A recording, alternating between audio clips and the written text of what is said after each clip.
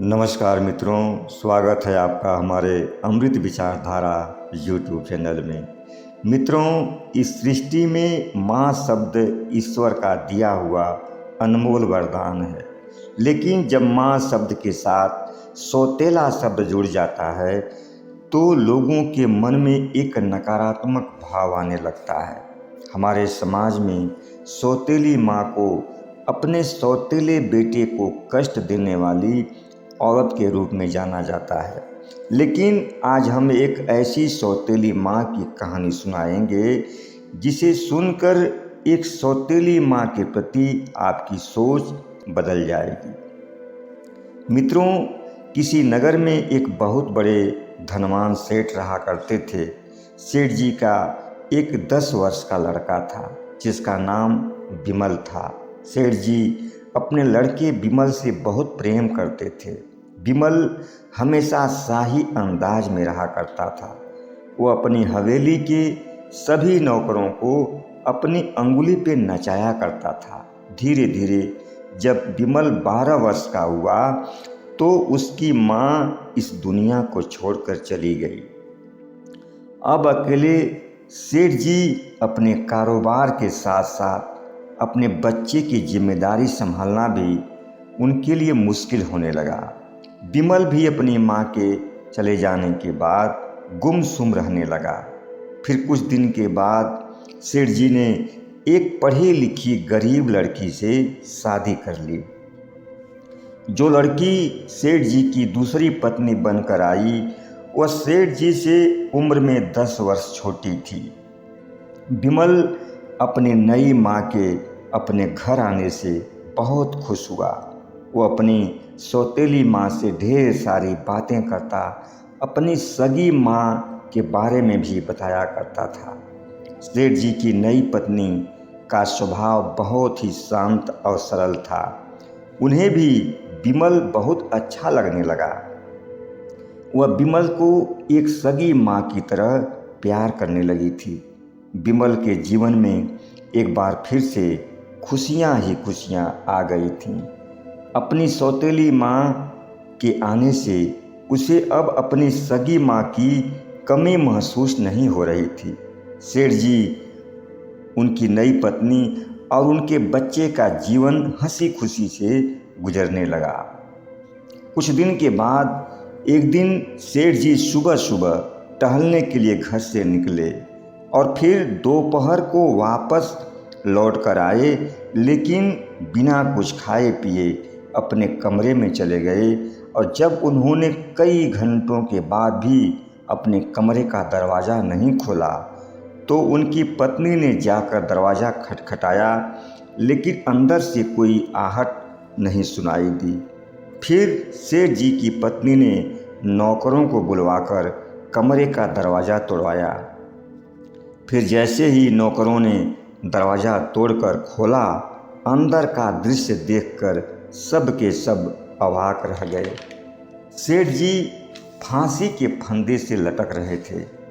उनके बिस्तर पर एक चिट्ठी रखी हुई थी। सेठ जी की पत्नी दहाड़ मारकर रोने लगी।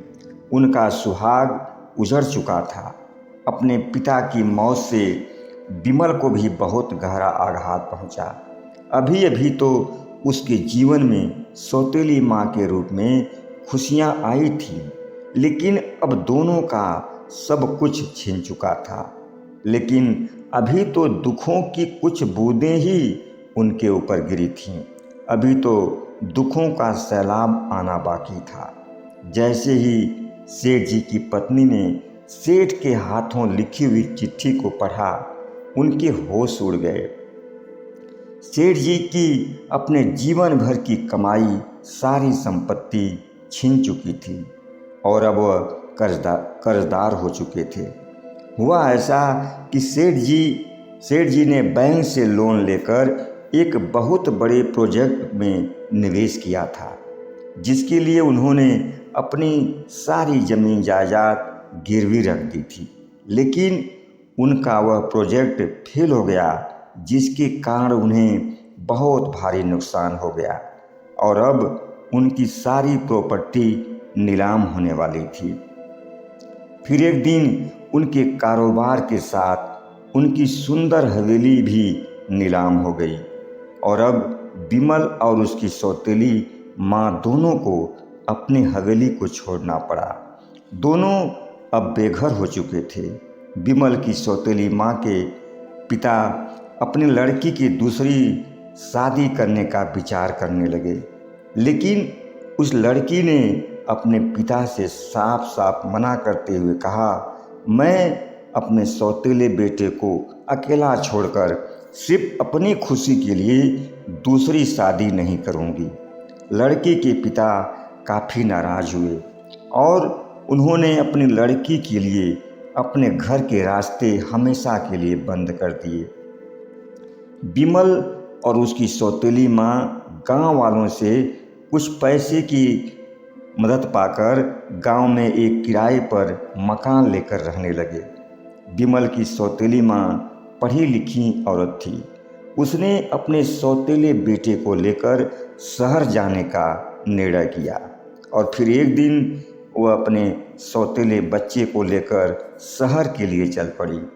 शहर में पहुंचकर उसने एक कमरा किराए पर लिया और अपने बच्चे के साथ रहने लगी। अपने घर का खर्चा चलाने के लिए उसने एक दुकान से बच्चों के खिलौने खरीदे और उन खिलौनों को वह शहर की गलियों में घूम घूम कर बेचने लगी। थोड़ा बहुत पैसे आ जाते और उन्हीं पैसों से दोनों का गुजर बसर होने लगा। बिमल को यह गरीबों वाली ज़िंदगी पसंद नहीं आ रही थी।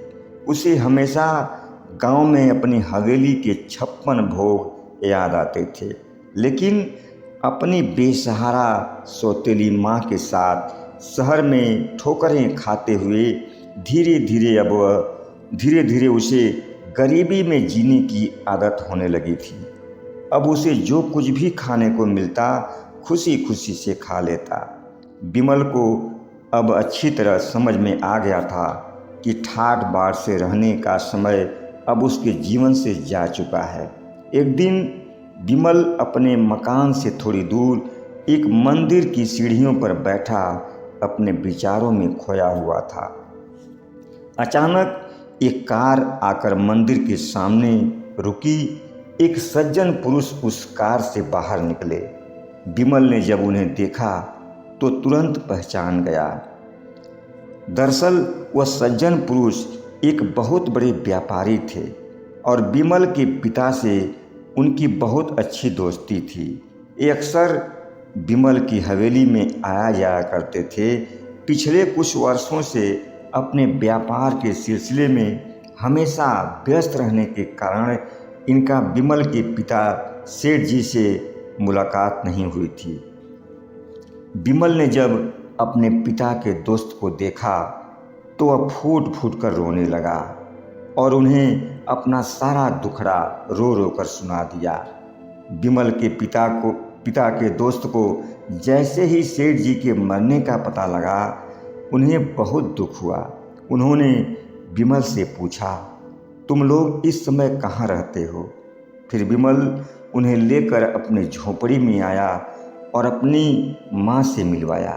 फिर उस व्यक्ति ने कुछ पैसे बिमल की सौतेली माँ को देने के लिए अपने जेब से निकाले, लेकिन बिमल की माँ ने पैसे लेने से इनकार कर दिया, क्योंकि अब थोड़ा बहुत पैसा वह खिलौने बेचकर कमाने लगी थी, इसलिए किसी का एहसान लेना नहीं चाहती थी।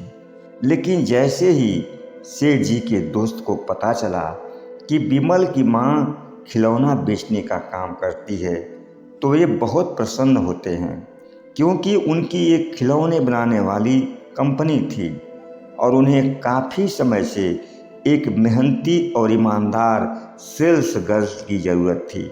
उन्होंने बिमल की माँ को अपनी कंपनी में काम पर रख लिया।